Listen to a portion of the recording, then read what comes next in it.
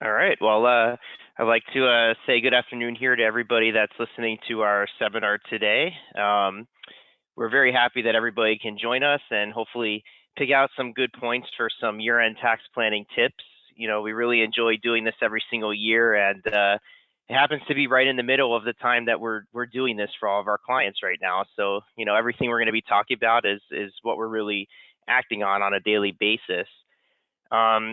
To that regard, I guess the way that we'll do this here is I'm going to introduce myself, and of course, Matt Sandholz is on the line as well.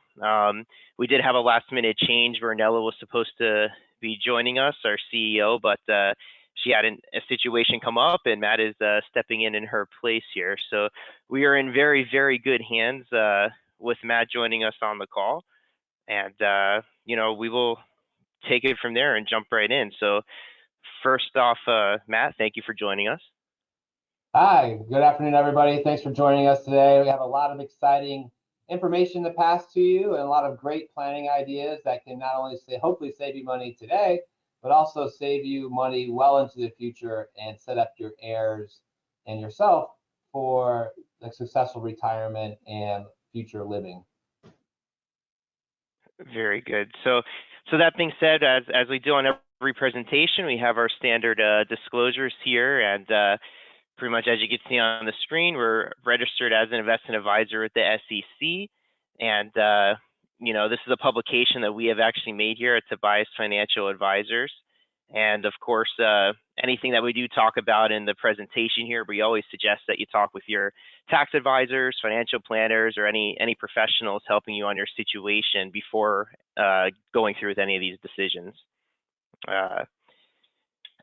So to that regard, let's start with some introductions here. And Matt, I'll let you go first. Hi, my name is Matt Sandholz. I'm a President and Chief Investment Officer here at Tobias Financial Advisors. I work with clients to help them navigate not only the stock markets, but also one of our tried and true benchmarks here, tax planning. So I am an enrolled agent, which sounds pretty cool, I guess, that I can practice before the IRS. And we've been preparing and helping clients review their tax returns for many years here at Tobias Financial Advisors. I've been on the team since 2005. And I've been a part of many different tax law changes and many different strategy changes. So I will be able to shed some light on how some of these tax ideas then translate into financial planning and investment ideas as well. Excellent. Thank you so much, Matt. And I guess a little bit about my background. I did start here at Tobias in September of last year, so been here well over a year now. And to that regard, I've been working with Tobias for probably 10 or 11 years, Matt. I'd say it's been quite some time. But on the other side of it, as an outside CPA and coordinating with Tobias, so when the opportunity was presented to me to be able to take what I know in tax compliance and being in public accounting and come to an organization like this and put that into practice with tax planning and doing really amazing things for our clients, it's been a great situation for me, and really enjoyed it quite a bit. For me personally, I was in public accounting for 11 years. I was a partner at a top 10 South Florida and maybe even Florida CPA firm at the time. And like I said, I think the opportunity to do this organically for each client and actually look into how you can save money, I feel like it's such a nice thing. It's a beautiful thing to watch it happen. So to that regard, let's talk about some of the stuff that we do on a daily basis to make this happen. So first off, it's always good to start and talk about what is year-end tax planning. I feel like a lot of times clients, especially when I was in the public accounting sector, would expect, okay, you're a CPA, you're my accountant, you're doing tax planning. But it's really a misconception. Not all CPAs actually take the time to do tax planning and go through this at the end of the year. And it's something it's so beneficial, and it's not something that can be done in bulk. You'll hear Matt and I say a lot, we do things organically, and that's really the only way it can be done on an individual basis. Every single situation is completely different. So looking at the slides here, what is year-end tax planning? The goal is reduce your tax bill over multiple years and align them with your investment goals. One of the really attractive items that I loved about coming to work with Tobias is, as a CPA, I always wanted to save clients on tax, but how do you do that and work coordinated hand in hand with the investment side of things, which for a lot of CPAs is a completely different thing. So it's complicated to, number one, get the timing right on these situations. If you miss the timing on some of this tax planning, you can't go back and correct it.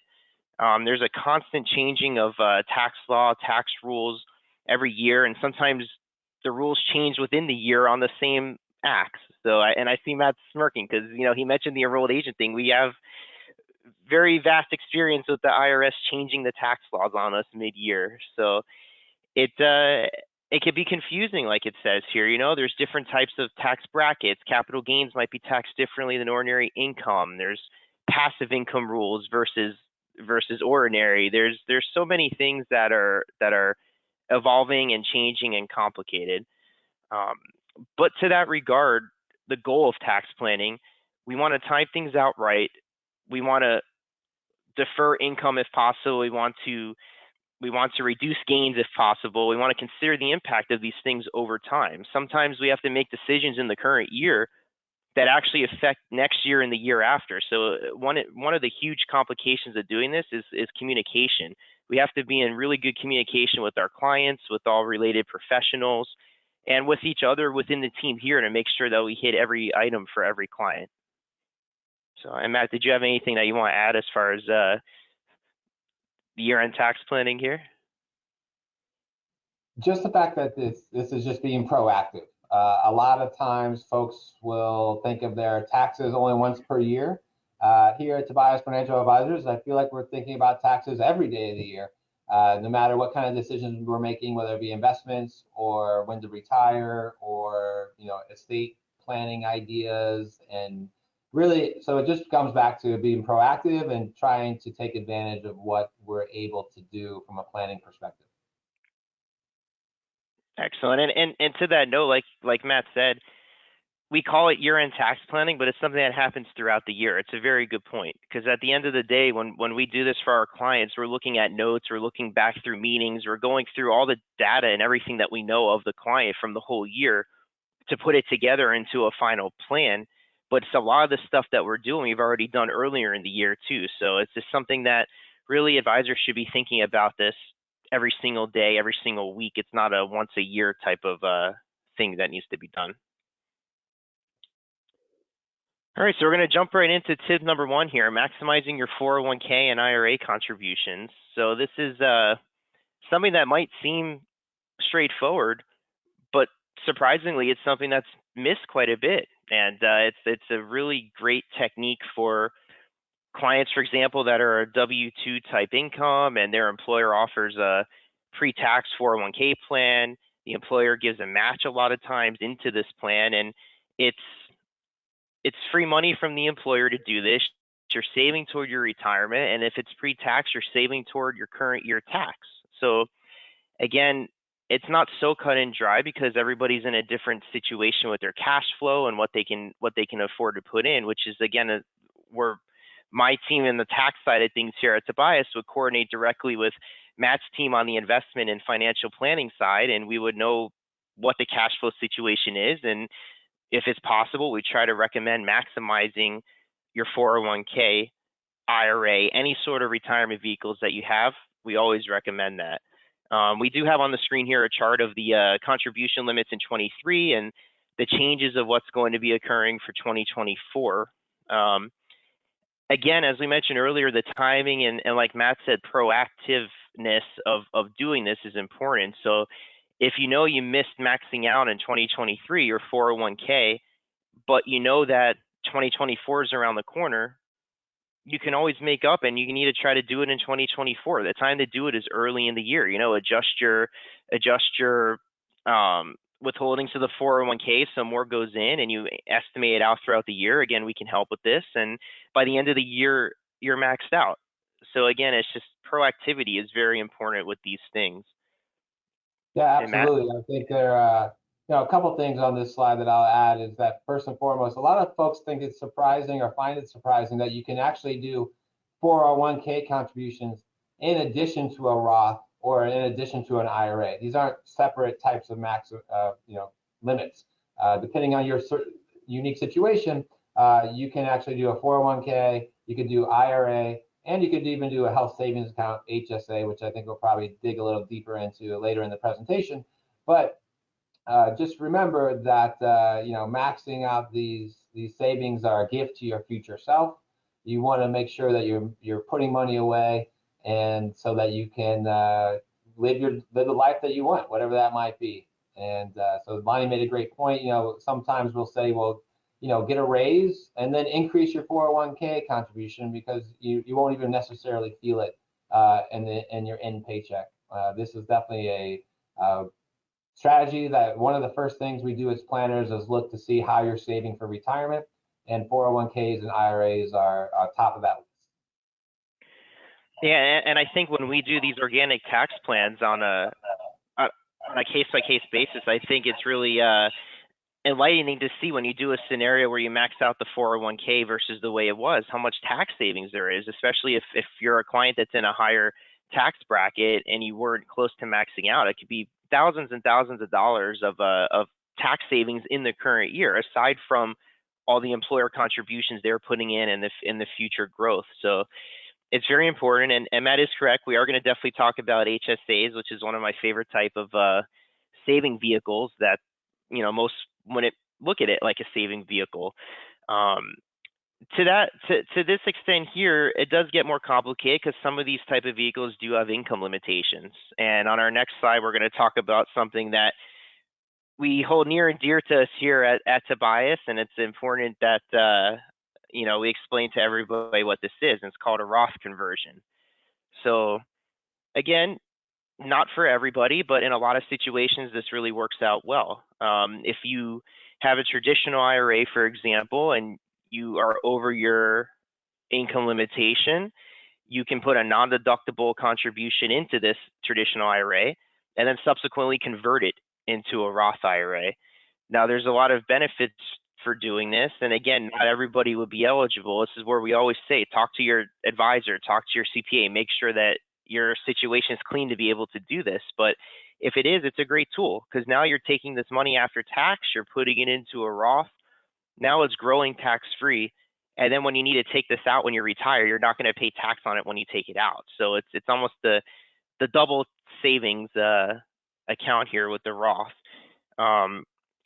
Something to note on this slide here on the Secure Act, it's becoming more appealing with converting to Roth, just given with the Secure Act, the large tax implications over a shorter time period. So, we definitely, we try to look at every angle with these. And again, anytime we can tell a client, hey, this is going to grow tax-free, you can be as aggressive as you want in it, you're not going to pay tax on it each year, and then you're going to take it out when you retire tax-free, it's a pretty good situation.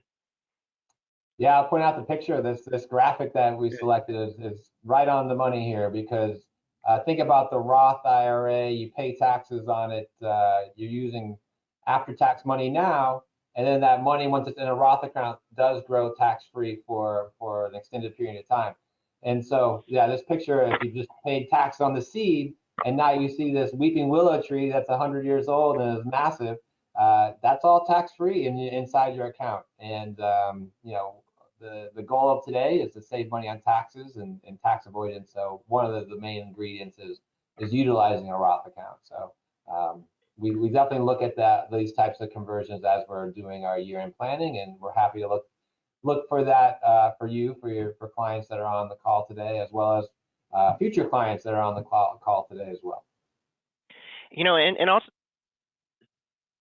as Matt would tell you, and as he tells his clients when we look at this, we have the tools to look into the future and see the benefit of doing this, especially if they're, you can see the benefit in the future by doing this sometimes when it's spelled out on paper. So it's important for everybody to know that it might not be right for everyone, but for a lot of people it is. And sometimes it makes sense to actually convert into a Roth IRA, even if it's not from a non-deductible contribution that gave you basis. Sometimes it might be worth actually paying some tax now because it's a lower amount than what would have been paid when you take it out in the future. So again, everything is such a futuristic outlook and a present outlook in what we do here.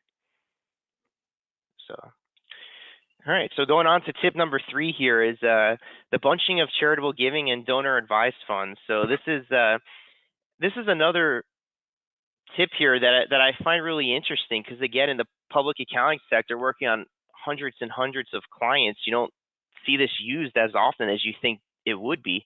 And I like to look at this as, you know, some clients are very charitable and they want to give every single year. But the standard deduction these days is so high, especially for a married filing joint couple. So maybe giving 5 or 10,000 a year is not really getting you a tax benefit or the standard deduction.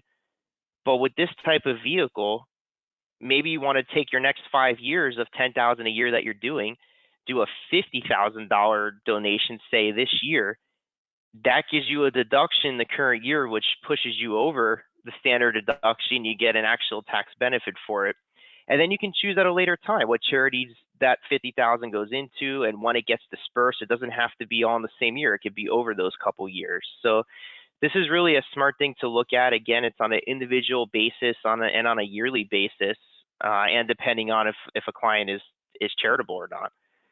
Yeah, and additionally, on the investment side of things, when you bunch your deductions into 1 year into one of these donor advised fund charity accounts, as Lonnie was describing, you have time to then distribute out to the end charity over the next 5 or 10 years, however you choose. But why it's in this type of account, you can actually invest it. Interest rates are better today. The market's having a good year this year. And so not only do you get the tax deduction, but your charity money could actually grow into the future as well. Yeah. And again, you know, on a case-by-case basis, we'll look at what your other itemized deductions are, your real estate taxes, your mortgage interest, deductible medical expenses if you have it. We'll see where you're at. We'll see how far away you are from, you know, getting into itemizing, because then we can actually figure out at an effective percentage rate, this is the amount of this donation that you're doing that's saving you X amount of dollars in tax at a certain percentage. So again, it's something that we look at on an individual basis. And, you know, a lot of our clients are really taking advantage of doing this. Mm-hmm. So to that regard, we're going to go to tip number 4 here, which is the donation of appreciated securities, which again, you know, something that we hold near and dear here and really look at. And this is such a great tax savings and tax planning tip here that, again, in public accounting, didn't see happen a while, which is interesting. But this is such a cool thing that happens here. It's another one of these situations where it's almost a double tax benefit for doing this. And not only do you get the donation in the current year, but you're also saving on the capital gains that you would have paid on these securities that are appreciated. So, you know, you can look at these examples here and you can see that it actually makes more sense from a tax standpoint to donate the stock directly to the charity as opposed to selling the stock, paying capital gain, and then taking proceeds and donating it to charity. So I know from my end, we see this on the tax side on the back end, but Matt and his team are working really hard at the beginning of this to make sure they find the right security that makes sense to donate. Yeah, absolutely. We take a look at the portfolio. If you have highly appreciated securities, and this is the whole strategy, which Lonnie just touched on, it makes zero sense. If you want to learn one thing today from us that it to not do is to sell a security, take the money and donate it directly to a charity. I'm going to say 99 times out of 100, it probably makes more sense to donate the charity, the stock directly to the charity. And that is something that we can help you out with. Look through your portfolio, see where there's a lot of appreciation, and to make sure that the donations make working for you the right way. So you're getting the most out of the goodness of your heart, which is giving to charity. It makes you feel good and is also a good tax strategy. And it's important to note on this as well that it's whoever is the CPA that's preparing this tax return, that they report this correctly. Again, this is the compliance side coming out on me here. You know, on the A283, when they have to report the donation for the appreciated security, it goes in a specific section and it has to be done the correct way. So it's important that your CPA team is coordinating with the advisor and investment team to make something like this happen and get done correctly. Absolutely. So moving on here to tip number 5, which is something that I want to say should be more than a year-end tax planning strategy. I know for a lot of firms it's a once a year type thing, but loss and gain harvesting. So I know here at Tobias is something we look at all the time throughout the year, not just once a year, and it's really an important thing that needs to be done for every client that has investments. You can utilize losses and use them in the current year to offset gains, and then go back in and buy a similar type of stock and avoid the wash rules, of course, which I can let Matt talk about in a minute. But the purpose of doing this too is sometimes not for the current year. You might take losses now. Hey, why are you taking all these losses now? But we know that you're going to be having a large capital gain from selling a business or doing, whatever the event is in the next year or 2 years from now. And it's important for everybody on the call to know that these losses, even if you don't use them all in the current year, they're going to carry forward. And right now, the way the IRS law is written is that you have a $3,000 limitation on capital losses. So it can offset all your capital gains in the current year, and then an extra $3,000 in essence that can go as additional deduction. Yeah, and to Lonnie's point, this is as portfolio managers, this is something that we're looking at on a regular basis. It's definitely not just a year-end thing. We're looking at it on a regular basis when we're selling and buying securities. We want to take losses where we can. It's the old turning lemons into lemonade. We would like to do that inside our portfolios and to cut down on the taxes that our clients ultimately have to pay. So we're trying to maximize not only the investment returns, but your after-tax returns as well by taking losses in the portfolio when and where necessary. We also have a kind of a more advanced technique called where we could actually use a specific type of an account that looks at taking individual stock losses on more of a daily or monthly basis. And we can really dive deep into situations where clients may have sold a business one year. We can really look into some new techniques where we're using this strategy, loss harvesting. Even in positive years, not every stock goes up as the other ones do. So there's always a stock that's going up and down, and sometimes we can take advantage of the asset class or the stock fund that's actually on this way down, take the losses there. Even in positive market years, we can find ways to address the taxes, and this is one that we do on a regular basis.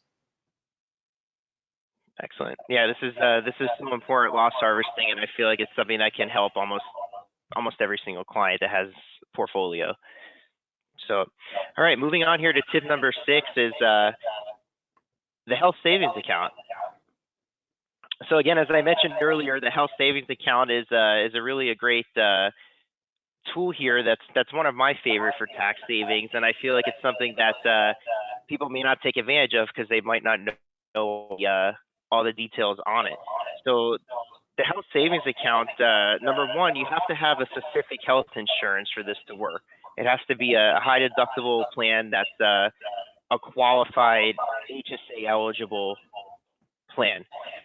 So that being said, if you have that through your employer or even not through your employer, you can contribute to this plan.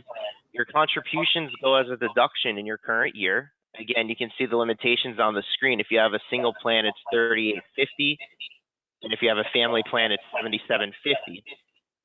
That being said, even if you're not itemizing, you're still taking these deductions in the current year. So that's something that's important to note here. But now once the money is in the HSA, this is where it gets interesting. You can actually invest this money in the HSA, have tax-free growth over the course of this investment, and you're constantly putting into it, assuming you don't have to take out, it's better. And when you need this money as you get older and you're more in the situation where you need to take it out for medical purposes, you take it out tax-free. So this is almost the triple dip for tax savings and tax benefit in this account.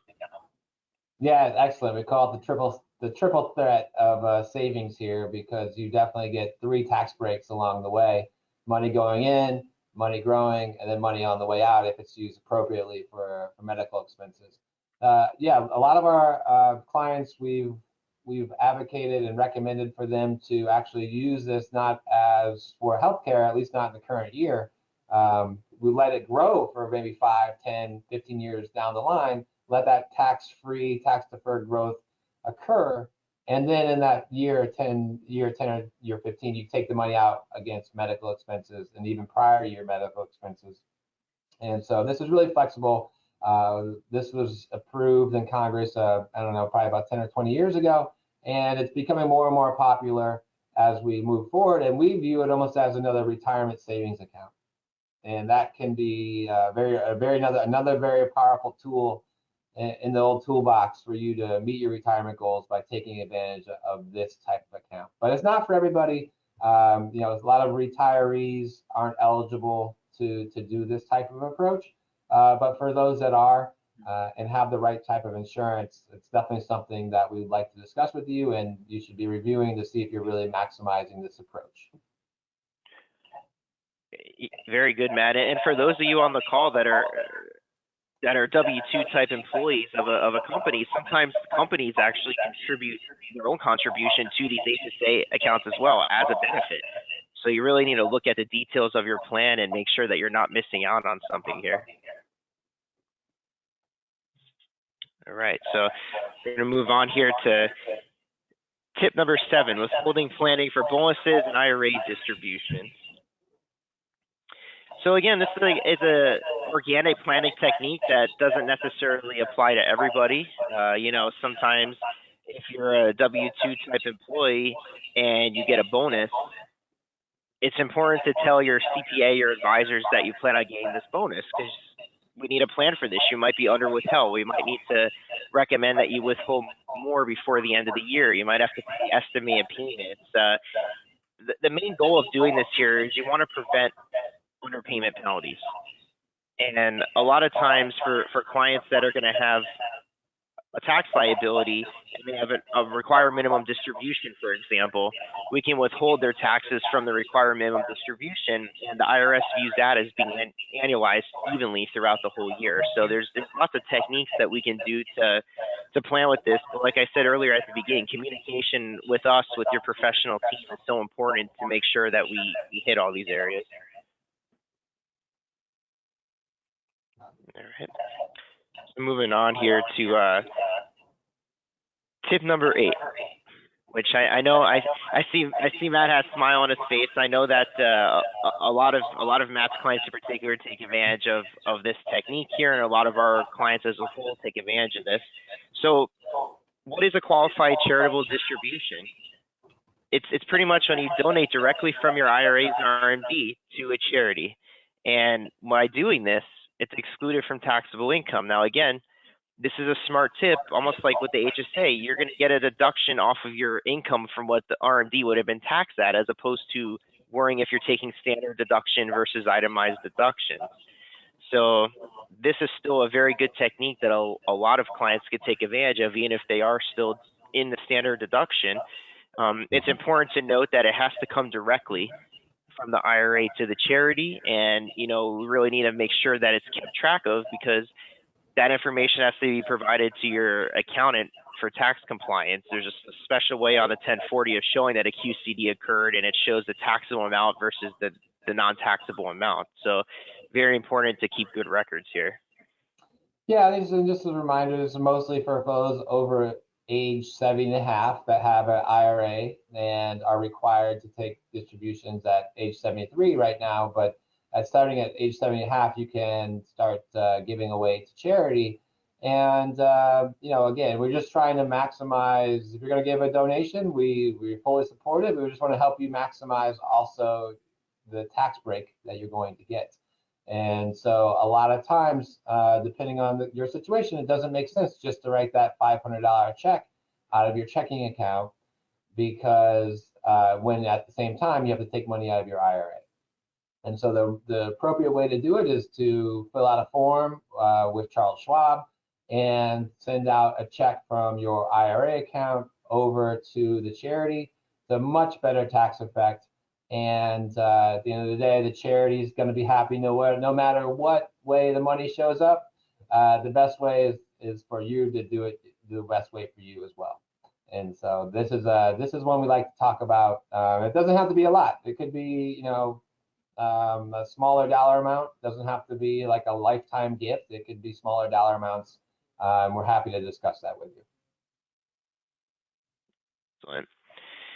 All right, here. So moving on through the presentation, also being mindful of the time because we have a lot more to go here as well. So going on here to the different types of individual retirement accounts available for our clients. A lot of times you might own your own business or you have a Schedule C and you're self-employed, and there's very good techniques and options available for you that you can get into a 401k that's a solo 401k, or a SEP IRA, a simple IRA, as you see these options on the screen.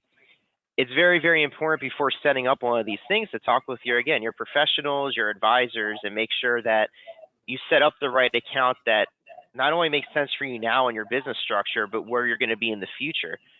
For example, a solo 401k, as you can see on the screen, owner-only business with no employees. You really want to set up a solo 401k this year if you're planning in January of hiring 5 employees on. So it's one of those type of things where you have to plan for now and plan for the future. But these are really good ways of saving for retirement and getting a tax deduction in the current year, even if you are self-employed and you don't have that W-2 job with an employer that offers a 401k plan. It's also important to note here, and Matt could touch a little more, depending on what type of account you do, there's different compliance and different things that need to be kept up, which could end up with a cost to you as well that you need to think of as you go through and planning for this. Yeah, it's really going to be down to each individual situation again. But like, for example, the SEP IRA, if you put in as the owner, as a business owner, 10%, then you're required to do that for each of your employees as well. And so, you have to make certain that you can A, afford that, and B, you're willing to do that. And that's a very SEP IRA example. And then, there's different administrative ideas here. One thing I would point out, though, it doesn't, these sounds like self-employed, but just remember, like, even if you have a traditional job or you have salary, but then maybe you have a little extra consulting income or a little bit of extra income from an odd job or some sort of extra business and consulting that you may be doing. In addition to the 401k through your business, you might be able to open up one of these small business retirement plans, even on like your consulting income that you may not think of as a separate business. So it's really utilizing and understanding what's in play for you, and also then the deadlines. So some of these you can open up right before you file your taxes and don't have to think too far in advance, and others you need to get in place year end prior to you filing your tax return for the year. So a lot of moving parts, but definitely want to take advantage of this. It goes back to tip number 1, 401k, IRA investing. This is a certain part of that where you're putting money away for your future, and we can help you out with that. Yeah, no, great point. Like I said earlier at the beginning, again, another key thing with tax planning is timing. You don't get the timing right, you might not be able to do some of these items.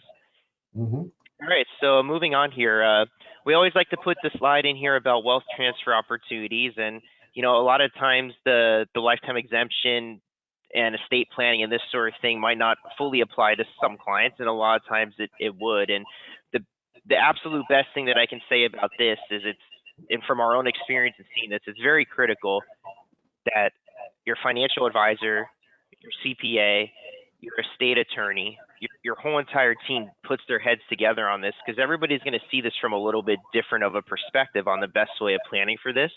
And the best way to get it done right is to collaboratively come up with it. But just a couple of notes on this slide here. As you can see, the exemption is up to $12,920,000, up from $12,060,000 in 2022. One point on here that I like to note on here is the gifts to the 529 plans, because I know we do this quite a bit here. It's called front loading versus annual, and a lot of times it makes sense to front load all the gifts for multiple amount of years into one year, and you don't have to continue on and file the gift tax return in the subsequent years. But it's important to again plan these type of things down and think about your situation and your cash flow and all those areas. Yeah, I think this slide here could be our another separate webinar for certain of all these different ideas you could do here. Gifting and taxes and estate taxes are, an entirely different section if you're in that over that $13 million mark for one person this year. One thing that we'll be talking about as we move forward, though, some of these laws are set to sunset at the end of 2025. So this is something that we do review every single year. Just, I guess, before you make a gift to a child or a grandchild or to a school, speak to your advisor, and we will help think about how that affects you and ultimately your gift taxes and your estate taxes as well. And to that note, if any of these items actually do end up sunsetting in 2025 or whenever they do, there's going to be a long line out the door for the estate attorneys and everybody else at that time to try to get this completed. So it's even more critical to think about this in advance of that happening versus waiting until the last minute. All right, so moving on here to stock options. Again, this can be another 2-hour seminar to discuss stock options and their tax impact and so on and so forth. I think one of the biggest things to take away from this, so stock options, is similar to the last slide. 100% talk to your CPA, talk to your advisors. If you think you have a stock option, try to keep all your documentation throughout the year and let us review it, okay? Because these are very tricky. They're intricate. Every situation is different. Every backup document is different depending on the employer or the stock itself, and they're treated differently. Some are reported through your payroll, some are reported through their own brokerage accounts, some is a combination of both. So the biggest takeaway here, again, is to make sure the communication is good and send this to your advisor earlier in the year. Let them know, hey, I'm thinking about doing this. Can you help me plan for it? Or can you tell me the treatment of what's going to happen with this if I were to do it? It's always better to be proactive with this. 100% agree. Knowledge sharing, we have to be armed with all the information to help you better plan for your taxes. And, as you're getting these grants through your corporation, this would be the time to understand what you're receiving, how it could affect you now and into the future. And so before exercising, I think one takeaway out of this whole thing, I guess it sounds like, as we're saying, is before you act on exercising options or giving gifts, it's really best practice to work with us as your financial planning team and your tax team to think through the impacts. Yeah, we're all here throughout the whole year. It's not just November and December. All right, so moving on here to tip number 12. As you guys can see, there's a lot of tips, and this is just the surface. But one thing we always like bringing up every year on this presentation is passive activity loss rules, because I feel like sometimes there's maybe a little confusion on this. It's important to know that passive losses can only be deducted against passive income. So if you have rental properties, for example, by default, as the slide would say, that's considered passive income. So a lot of times you'll have losses because of depreciation or whatnot, and those losses will carry forward. And eventually you'll be able to take those losses, they'll release, as it says here, when you dispose of that investment. This last point is actually pretty critical to realize, though, that in particular with publicly traded partnerships, losses are only allowed against the publicly traded partner's income. It won't be opened up against other passive gains that you might have, passive income from other investments. So for those of us that may have a oil and gas K1 or a publicly traded partnership that has a loss one year, that's only going to be able to be taken against publicly traded partnership income. So I'm gonna keep going here. So tax efficient investing, I think, Matt, if I would probably defer to you on talking about this a little bit, just because it's the investment side, it would be more appropriate. But this is important. Yeah, absolutely. So this topic is, we call it tax location. So investment location, tax location, how and where you position the investments inside your various accounts. A lot of clients will have a traditional individual or a trust or a joint brokerage account, which you have to pay taxes on as you go. If you get a dividend in that type of account, that goes on your tax return. There's also IRA accounts, there's Roth IRA accounts as well. And so there's different types of accounts that have different types of tax mechanisms involved with them.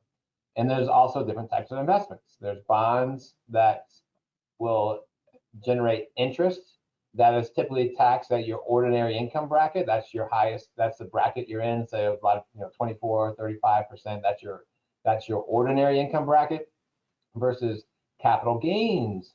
Capital gains are typically taxed at a lower rate than your ordinary bracket.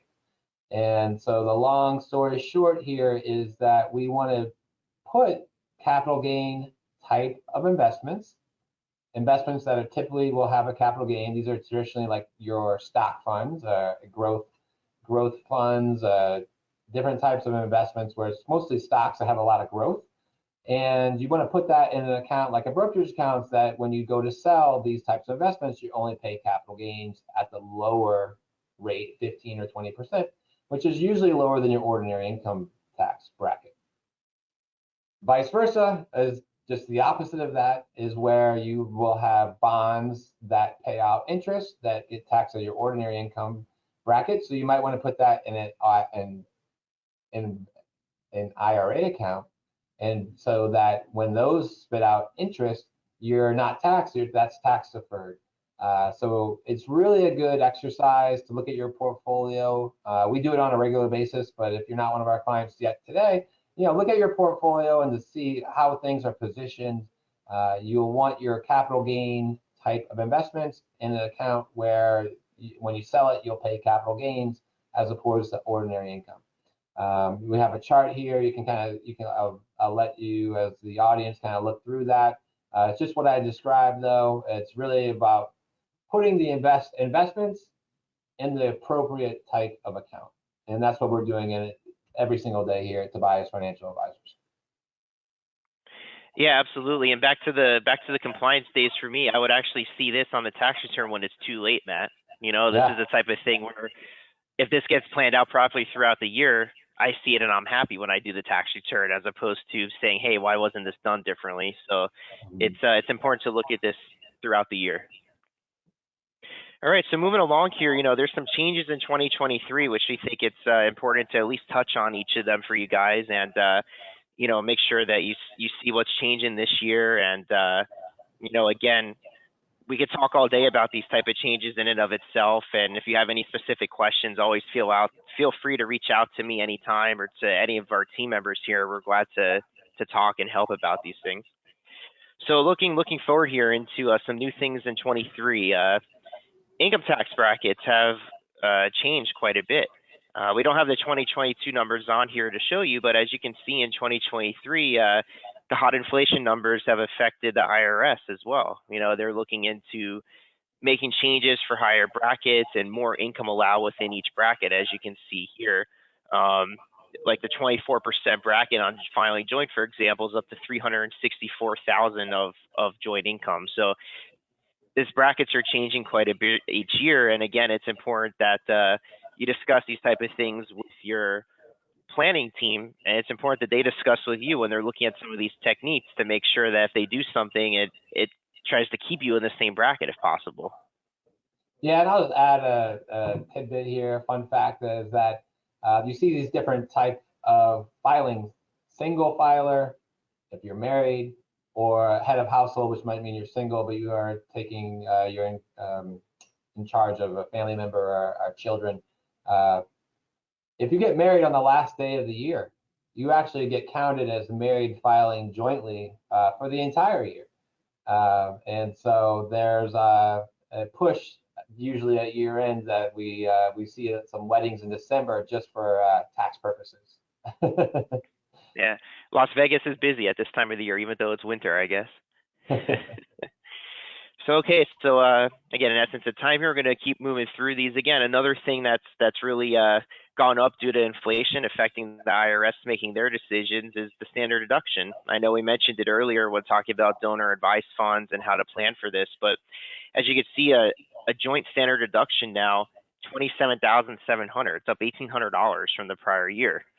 Single as well, up $900 to $13,850. So the standard deduction is getting quite high. And you know, in the past when this was lower, if you had a standard mortgage on your house and standard type real estate taxes and a little charity, you were over itemizing, but it's not so much the case anymore in the last few years. And as you can see, it's gone up quite a bit this year. So. Yep. All right, so energy efficiency credits, again, another slide that can easily be an hour and a half presentation, and something that's constantly evolving and changing, it seems like almost every single year. Not going to read through every single point on here, but I will like to say this, especially with electric vehicles, this last point on here. I think it's really important, again, that you communicate before you buy a vehicle with your advisor. You know, I would much rather get a phone call and say, you know, hey, Lonnie, we're gonna buy this Tesla, but we want to make sure that it qualifies for the credit. You know, maybe not every Tesla does. Maybe there's something that you need to look at, or even if you're getting the credit, it's still not beneficial for you to get the EV versus a normal vehicle. There's analysis that we have to do on this, and a lot of times people kind of just jump into buying an EV and then they realize afterwards that they didn't qualify for the credit.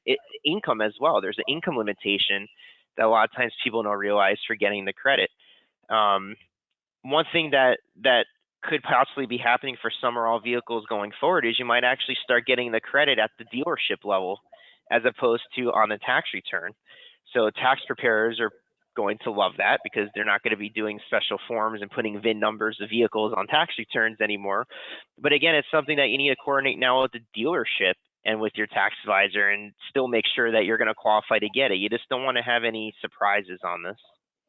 Yeah, and then on the energy efficient windows and doors, very good point, Lonnie, there. But and additionally on the energy efficient windows and doors, just can't stress enough that you want to keep your receipts. You can't just show, you know, you bought a window for whatever, $10,000. That's not enough. You know, keep more of the detailed receipts, keep more of the specifications of the certain types of windows you're buying, things of that nature. Those will help you and the tax preparer be able to apply for these credits more efficiently when it comes to tax filing season. And importantly to note too, there used to be a $500 lifetime credit on some of these improvements, and now there's a $1,200 annual limit. So of course, like with the whole initiative from the government, they're really trying to entice people to get more energy efficient. This is a big deal. It's encouraging people to do these type of improvements for tax breaks.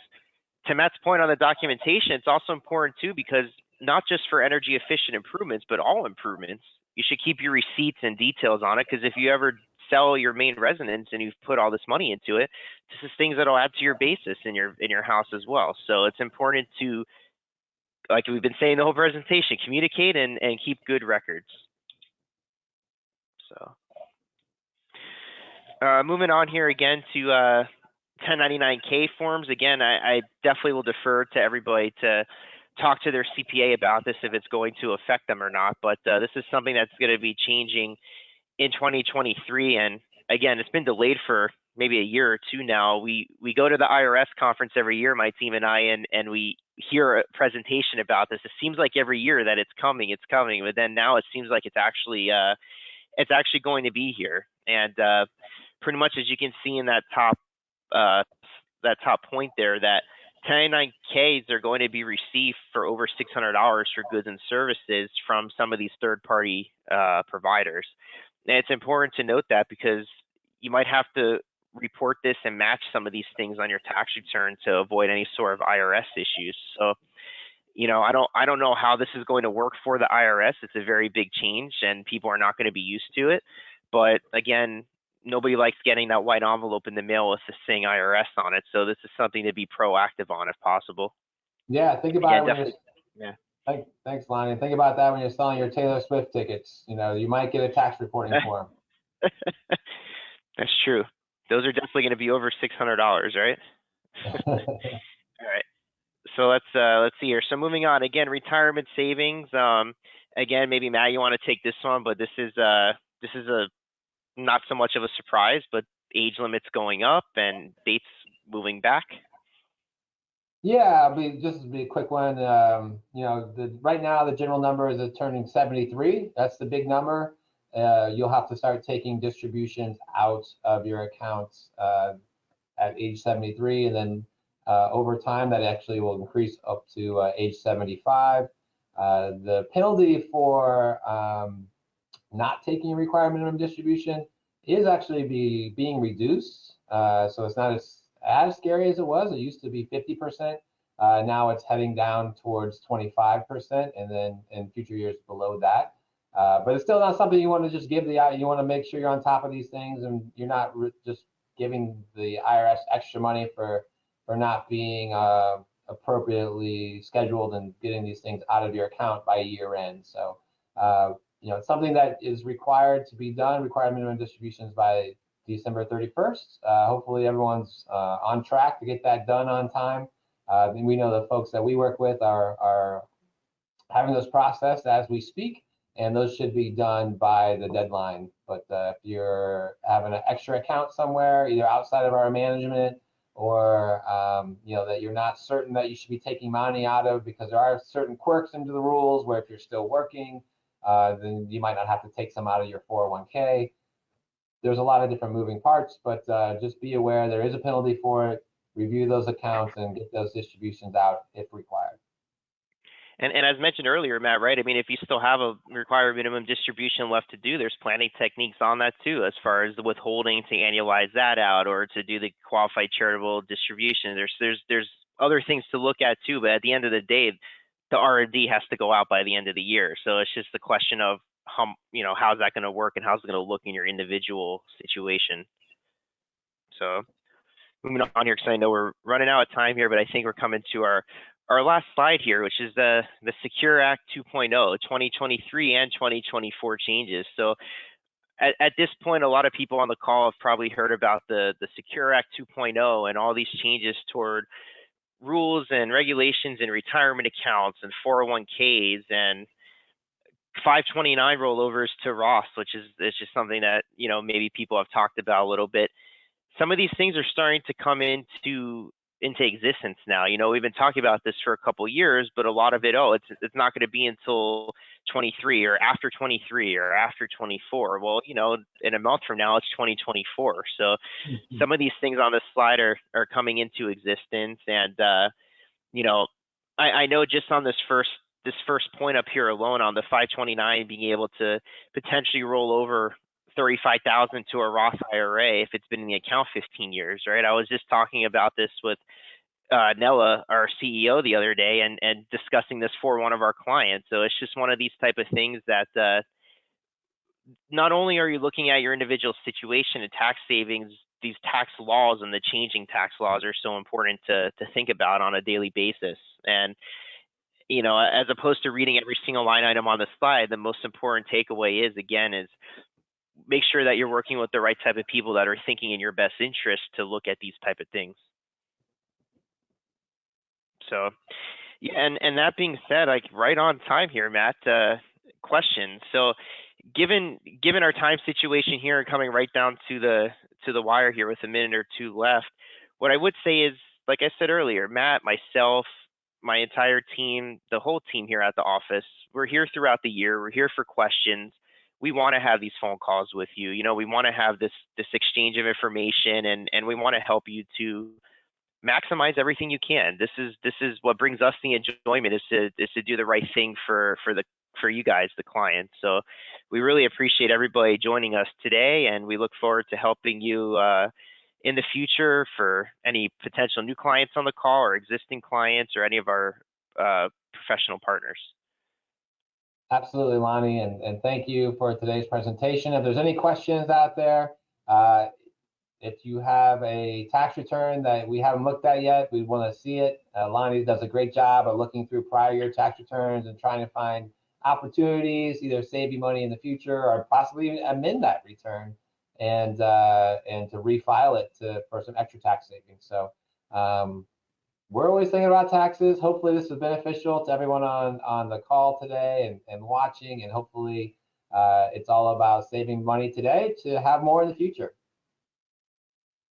Yeah, Absolutely. So again, on that point, we want to thank everybody for joining today, and we look forward to talking to you soon and helping you with your tax planning and financial needs there. Thank you. All right.